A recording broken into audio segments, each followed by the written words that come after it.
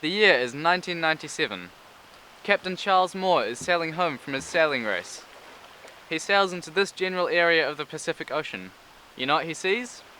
Trash. Garbage. Lots of it. An island of rubbish. Have you ever thought about what happens to a piece of litter once it's littered? Once you throw some rubbish on the ground, it'll be tossed about a bit by the wind, and then when it rains next, it'll be carried into the storm drains. Most storm drains don't have any filtration system or anything. They just go straight to the ocean. So that piece of rubbish will go straight to the ocean. Once it's in the ocean, it'll be tossed around a bit by the waves and small currents, and then it'll be subject to larger ocean currents. This is a map of all the major ocean currents in the world. As you can see, they like to swirl. So the rubbish will collect in these swirls, which are called gyres. The one that Charles Moore discovered was the biggest, and that's called the Great Pacific Garbage Gyre.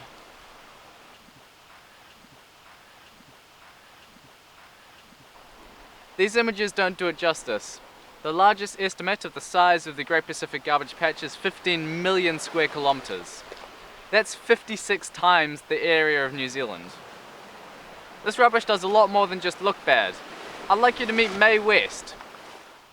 Mae West is a common snapping turtle. You know those plastic rings that you get off milk bottles? Yeah, Mae West swam through one of those when she was a baby turtle. She couldn't get rid of it, so she grew around it instead.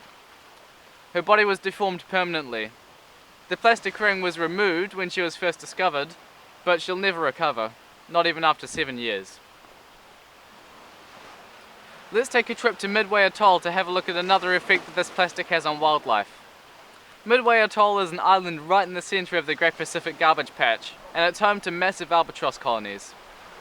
As you can imagine, before there was the Great Pacific Garbage Patch, the Great Pacific Gyre would have collected millions of fish, which would have provided massive hunting grounds for these albatrosses. What happens today, however, is somewhat different. The albatross parents fly out over the Great Pacific Garbage Patch and they hunt for what they think is food. They then fly back to their nests and regurgitate what they think is food to their chicks. Of course, it's not food, it's garbage. So the chicks die because they can't digest the rubbish. And it's not just 1 or 2 chicks either. Millions of albatross chicks are dying every year because of plastic in their stomachs.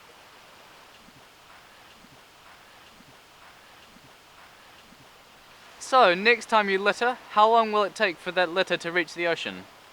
Once it's in the ocean, how long will it take to become part of the Great Pacific Garbage Patch? How long will it take to kill the next albatross chick? A day? 2 weeks? 2 years? I don't know. But it's not going to happen, is it? Because you're not going to litter again, are you?